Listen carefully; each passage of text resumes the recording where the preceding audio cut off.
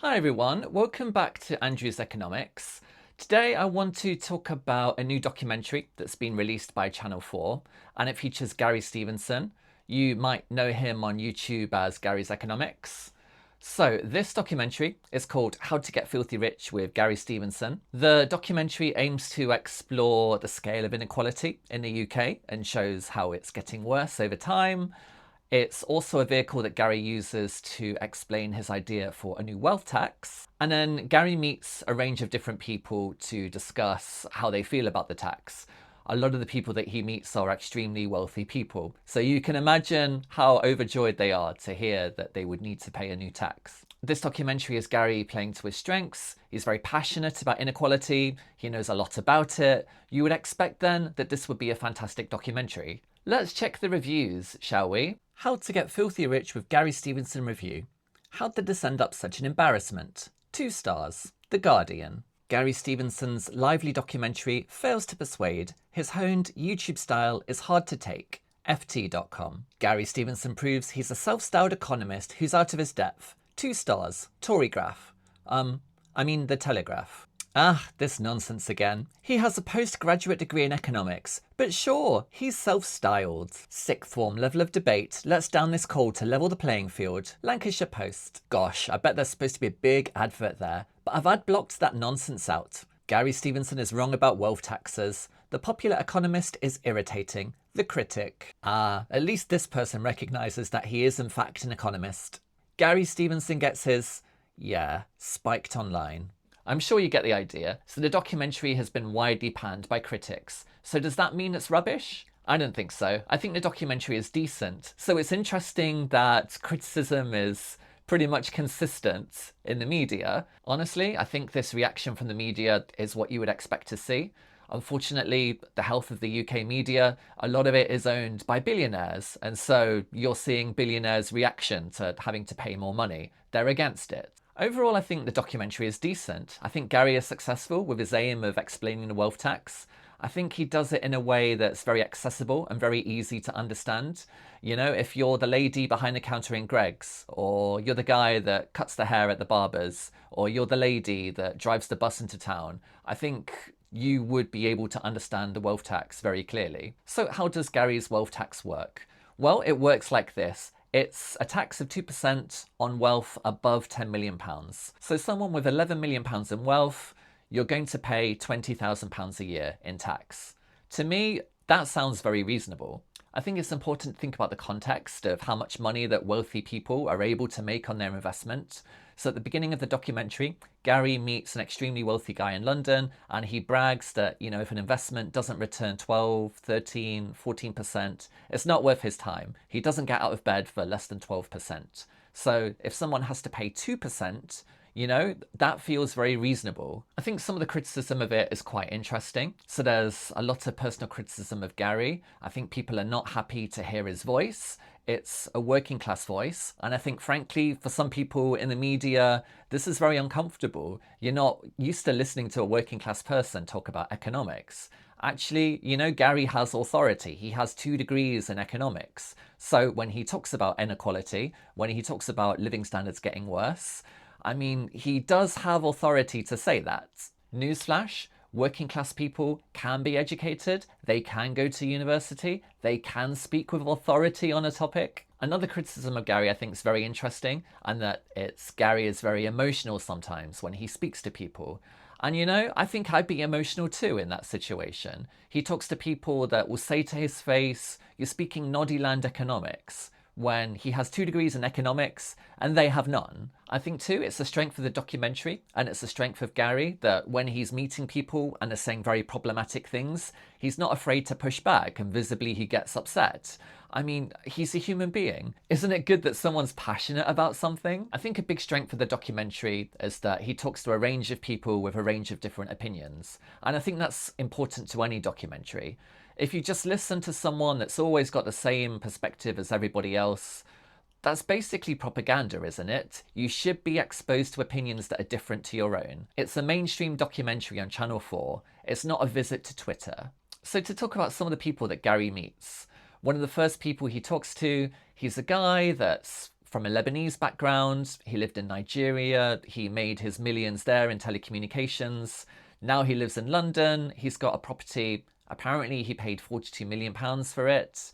He won't admit whether he's a billionaire or not. I suspect that he is, but he owns 10 properties in the country. This guy, when the wealth tax is explained to him, he essentially throws his toys out of the pram. He says, no, like, I will leave the UK just on the principle of having to pay this wealth tax. I mean, if this kind of guy wants to leave the UK, honestly, good riddance. Get lost. You contribute nothing. You come to the UK, you buy our assets, you contribute nothing to society. You are a net negative on society. So if you want to leave, be my guest. But your assets are here, and we should tax those assets. Another guy that Gary meets in the documentary is this very toxic influencer on social media, and he says very problematic things, and there is a whiff of grift about what he does. I feel very conflicted about the presence of someone like this on the TV show, because this is a mainstream documentary on Channel 4. I really don't like the idea that this guy is going to have his voice amplified even more, and even more people will know about him. But actually, this guy is already mainstream.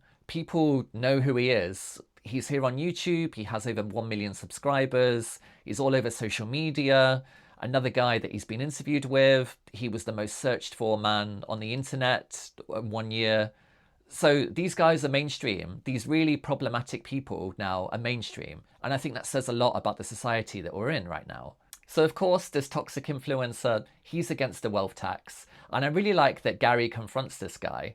So this guy, apparently he's very successful making property investments. He sells the course online for £12,000. And it makes me think, if you're so successful, you know, if you're so good at making property deals, why do you need to sell courses for £12,000? In the documentary, we see a recording of one of the webinars that he's holding, and he's saying to people, look, if you've got family or friends and they don't support you, don't tell them. Or he says, look, it's £12,000 to buy my course, but if you can't afford that, don't worry, just borrow the money, because you're going to be so rich and so successful afterwards, you'll easily be able to pay it back. And I really like that Gary tried to push back. Other documentaries I've seen recently, like Louis Theroux and the Manosphere, they don't push back at all. They're just kind of very neutral. It's good to see that someone actually cares and is willing to actually confront people when they're saying really problematic things. These people need calling out. Another guy that Gary speaks to, probably the most frustrating guy of all, he is an aristocrat.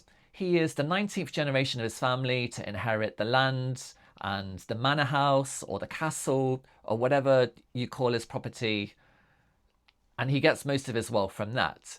There are 24 homes that he rents out. He owns farmlands, he owns farms, he rents that out. He's extremely wealthy. So of course he's against a wealth tax. In his opinion, very wealthy people like him are needed in society because something trickle-down economics. I mean, mate, 19 generations of your family has owned the land and the manor house that you live in.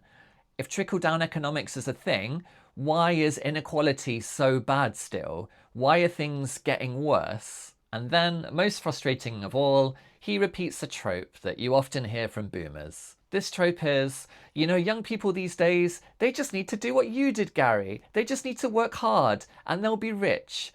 Mate, it's nonsense. If working hard is how you get rich, why are the richest people in society not the people sitting on the checkout in Audi? The lady working in Greggs, who between 8 AM and 10 AM hasn't got a single second to stop. Why is she not the richest person in society? It's such an idiotic stance. Another person that Gary talks to, and for me, this is kind of the saddest part of the documentary, he speaks to a guy in Bristol, and this guy lives in a van. He's living in a van because he and his girlfriend could no longer afford the rent on the flat that they're living. So in Bristol, according to the documentary, the average rent now is nearing £2,000 a month, which is mental.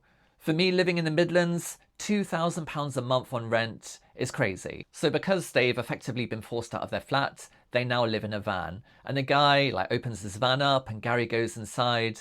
And to give the guy credit, I mean, the van looks pretty impressive. It looks quite a comfortable place to be. You know, it's been decorated really well. There are bookshelves and things. It seems quite cozy. It'd probably be quite a nice place to chill for a couple of hours. And actually on YouTube, if you do a search for van life, some of the vans that people live in are just absolutely spectacular. And when you consider that a lot of them have made them themselves with their own hands, I mean, respect, because I am useless when it comes to DIY. So for somebody to be able to make something that impressive and to live in it, that must be extremely satisfying. Unfortunately though, when you stop and you think about it for a few minutes, actually you realize life living in a van must be incredibly bleak.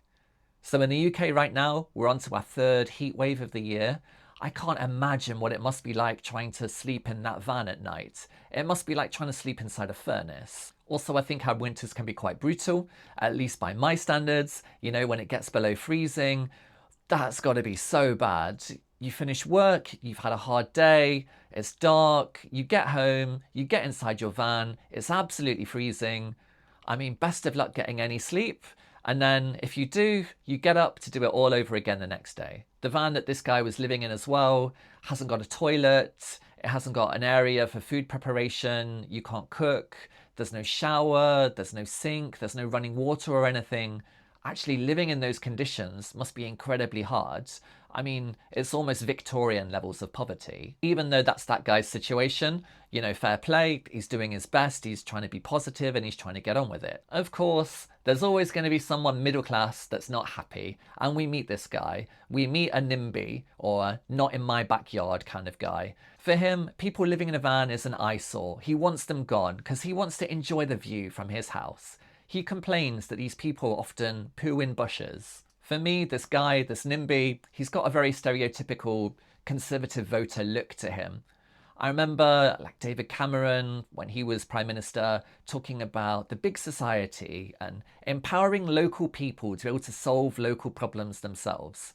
The problem here is massive inequality and rents increasing so fast that people have to live in vans. For this guy though, the problem is his view is being spoiled. Won't someone think about the view for his nice house that he's just bought? And then a final quick mention to another guy that Gary talks to. This guy is very hostile. He makes a living advising extremely wealthy people how to avoid paying tax. So for him, he kind of repeats over and over again, a wealth tax in the UK, it's a non-starter, it's a non-starter, it's a non-starter.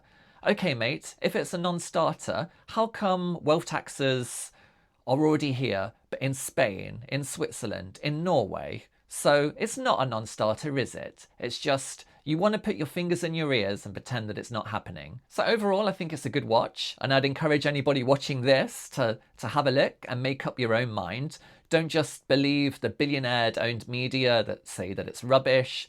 Don't listen to middle-class reporters that are afraid of hearing a working-class person's voice. Channel 4 have uploaded it to its documentary YouTube channel, so you can watch it for free if you'd like. You can watch it if you're outside the UK as well. In the UK, we're getting a new Prime Minister, Andy Burnham.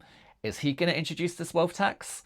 Well, I mean, my expectations are pretty low. If I pick up and ask a magic 8-ball, I expect the answer I'm going to get is, don't count on it. Blimey, I've said a lot today. I'll leave it there. Take care, everyone.